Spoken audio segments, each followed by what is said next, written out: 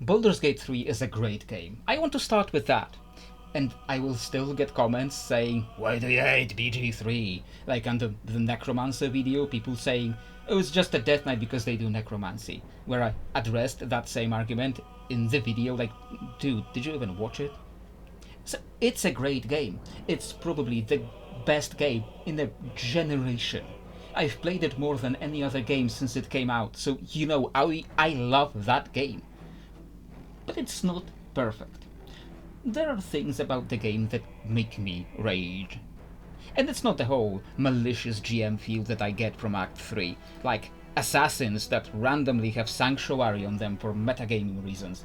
Like, who the hell cast that on them? Like, why do assassins have a divine protection instead of something more offensive? Like getting randomly mind controlled with no way to resist it, where the whole game is about how you are protected from being mind controlled. Just boom, you lost control of your body. Sucks to be you! Like psychic, infinitely multiplying town guards. It's not about that. It's not about any of that. It's not even about the constant banging sounds in the ghost house that trigger some kind of shock response in my head and paralyze me in real life. No. Larian's weakest point, Baldur's Gate 3's weakest point, is continuity. Longtime viewers of the channel, and by long time I mean it's been less than a year since I restarted, they would know that continuity is something I care deeply about, and not just in World of Warcraft. Many people that came to play BG3, probably the majority, though I don't think there's any stats about that, did not really know the lore of the setting prior.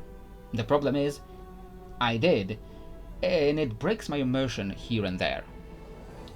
Let's start with the first thing that doesn't really work in the game the same way it did in the prior lore. Ceremorphosis. And no, it's not about how you don't get transformed in a week, that's the part of the core premise of the plot, that you are different, protected. That's okay. If you didn't know, in the lore, Ceremorphosis requires a very specific kind of hosts. The hosts usually have to be medium-sized humanoids, or the Ceremorphosis can fail. Sometimes you can get an altered tadpole that can infect smaller or larger targets, or very specific body plans, and then it will work. But when it does work, you get a very different creature that differs from a typical Mind Flayer. These creatures are called Ceremorphs, and take on some aspects of their unusual host. Gnome Ceremorphs are smaller and cleverer, and have a ray gun for some reason. There are Etin Ceremorphs, which need 2 tadpoles, because they have 2 heads. There are Brain Stealer Dragons, Mind-Flayered Dragons. And I'm continuously surprised. Every time I go through the game, I always lament that the game that is so focused on Mind Flayers has 0 Ceremorphs. We don't see any of those alternative Mind Flayers. If you're a gnome or a halfling and get transformed into a Mind Flayer, you become just a standard medium-sized Mind Flayer. In the lore, that shouldn't be possible. The Ceremorphosis should either fail, or you should become one of those Ceremorphs. And sure, you could explain this away with, your tadpole is special, it can do anything it wants. But that is a cop-out answer. It's an answer used retroactively to justify why they didn't make those unique, and it can be used to justify literally anything. Which is why it's a bad answer. Another thing Ceremorphosis can't really do is undead. The tadpole requires a living host to feed off of it, and it needs living flesh to transform that flesh into a Mind Flayer. There are undead Mind Flayers, but they go in the other direction. They were Mind Flayers first, and then they became undead. And other Mind Flayers hate them. So you know what this means? Astarion shouldn't be possible to tadpole. Once again, the only justification is your tadpole is special. But it all feels more like Larian, when the game was about to release, suddenly realized that Astarion should be impossible, and just made up a one-line cop-out just to keep things the way they are. There's another detail about Mind Flayers that disagrees with their prior lore, and is the nature of Mind Flayer souls. Throughout the game, several semi-omniscient characters attest to one fact with their superior magical knowledge. Mind Flayers have no souls. when the host becomes a mind flayer, their soul vanishes. This fact must be true for the game's plot to make any sense. The grand villainous plan of the Dead 3 depends on mind flayers having no souls, because they want to deny those souls to the other gods. Anyone they like remains a tadpole humanoid indefinitely and is forced to feed the Dead 3 with their worship. Anyone they don't like becomes a mind flayer and feeds no one with their worship. It's the perfect anti-god plan, only it has one big issue. None of that is true in the original lore. First off, something that the game doesn't seem to be aware of, and which it insists on, is that the mind flayer is just a mind-controlled version of the person that carried the tadpole. The game insists that you, or Karlach, or whoever ends up getting transformed in the final sections of the game is still you. The game insists that the Emperor is Balduran, which is a whole other issue I'll get to in a second. They're not. In any prior lore, this is not Karlach. This is not Balduran. These are the tadpoles who consumed their host's body. And maybe the tadpole, on occasion, can get confused by the memories and think they are the host. So remember, in the future, every time you let Karlach transform, you're not saving her. You are killing her on the spot. Secondly, the souls do not vanish. When you undergo full ceremorphosis and the tadpole takes over your body, you die. Your soul goes to whatever place or plane it's supposed to go. That's why in D&D you can cast some form of resurrection spells on the body of a mind flayer victim and bring them back as they were before the ceremorphosis. Because you got a piece of their original body, which died not too long ago, usually, and the soul is in the afterlife and can respond to the request to be resurrected. If any of those things were false, the spell would fail. Thirdly, mind flayers have souls. Mind flayer have their own gods in the lore, such as the goddess Ilsensine, the creator of mind flayers. Illithids feed her with their worship in the same way regular humanoids feed Helm or Mistra or Seluna with their worship. It's just that the mind flayer's soul is the soul of the tadpole, not the host, who is dead. So given these three things, the plot of the game literally cannot happen at all. And this information about mind flayers being void of apostolic souls is given to you by gods and omniscient beings, so you can't say they are wrong about it. This game simply cannot stand with any prior continuity regarding mind flayers.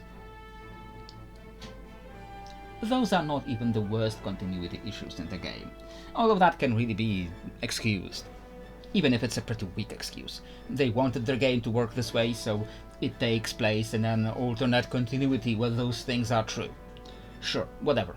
I can excuse it because it makes for a better game.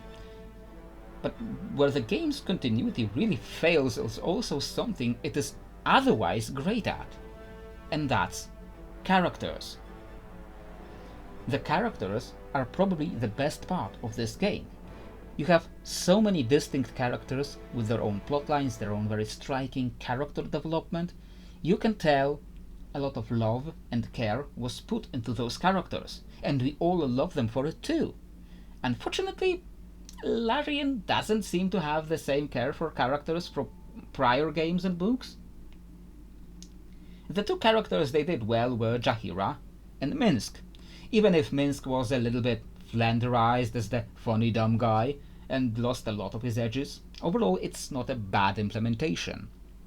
Jaheira is mostly done well. She is clever and witty and sometimes snarky, and she still cares about her husband from the old games, and that is honestly how I would imagine the older version of Jaheira from the previous games to be.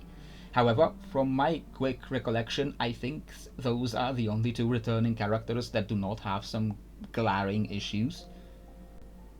One of the major characters from older games that we meet is Viconia de Veer. In Baldur's Gate 1 and 2, she is an evil companion you can recruit. a drow exile worshipping Shar, being a little bit of Minthara and a little bit of a Shadowheart mix. But here's the thing. Anyone can recruit her and influence her development in the game. You can make her a better person, like you can break Shadowheart out of Sharon brainwashing. And even if she stays evil, she is not exactly this kind of mustache-twirling evil that she is in BG3. And sure, there is no way to import your save, nor should you expect one from a game from the year 2000. But Viconia in BG3 is not only the worst possible version of her, it's almost like a caricature of her. And in prior mentions of her after the games, the improved version was previously canonized. It negates any possible character development she had in the old games and turns her into a villainous cardboard cutout. Sure, you can explain that after BG2 she got captured and re-brainwashed, the same way she later brainwashes Shadowheart, but you shouldn't be needing to explain it.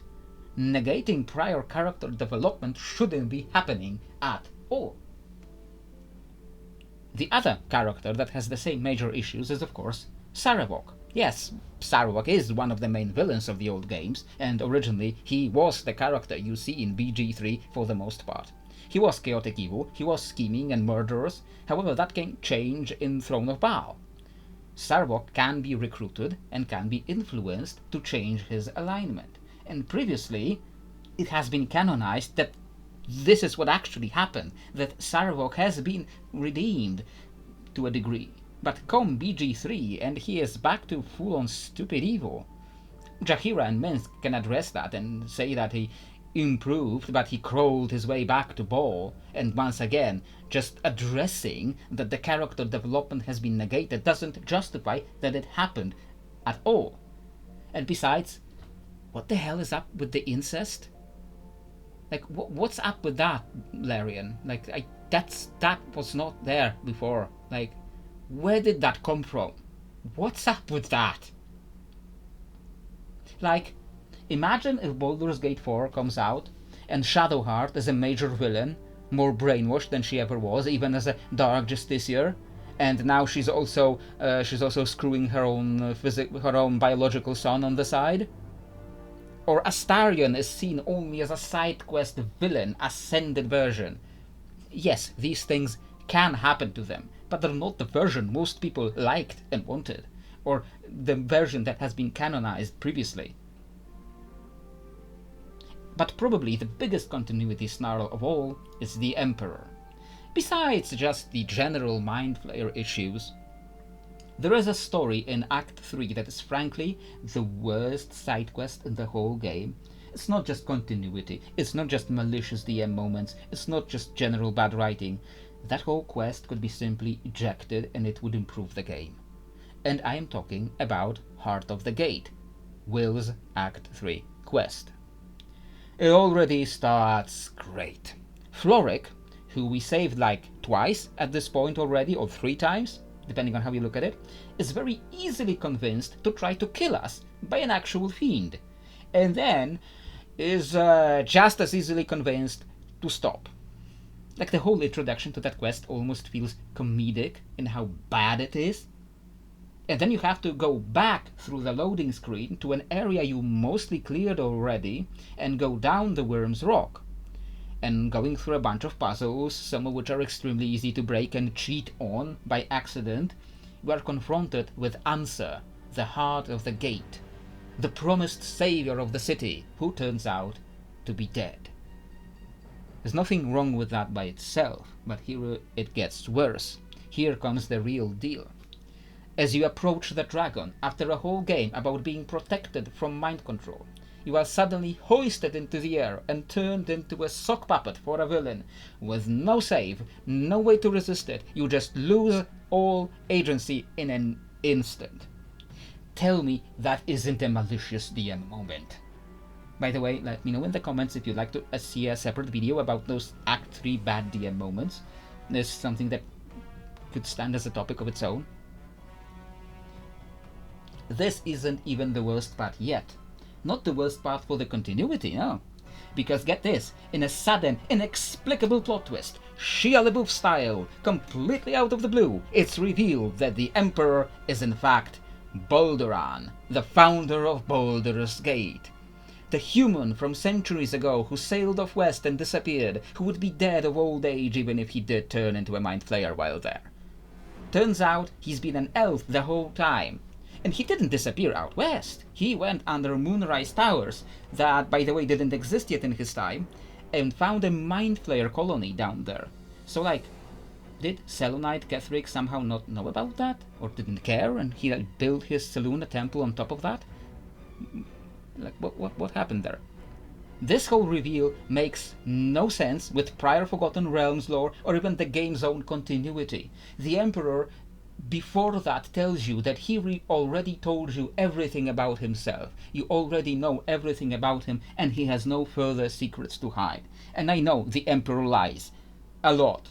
But from the way that line is written, it seems genuine. It seems that it's the game genuinely telling you he has no further secrets. And then the writer of this quest drops this bombshell on you out of nowhere because of the shock value. It's probably the single piece of the game that I just straight up pretend doesn't exist because it's just so bad. And the dialogues you have after about how impressed everyone is that Will very slightly changed his nickname. Suddenly the writing turns just so amateurish after such a wonderful game. Like, I'm not sure what happened there. Like, Larian, like, what? I know there was like a lot of crunch to complete Act 3, to rush it out, to have the game finally released, but like, come on! Like, we could use the game being postponed like a few more months just to have like a few more things completed. Maybe we still wouldn't get the upper city. Maybe we still wouldn't get that. But at least like they could like complete a few things and like not leave this piece in. Like, what the hell happened here? I don't know. I don't understand. I don't understand. Anyway.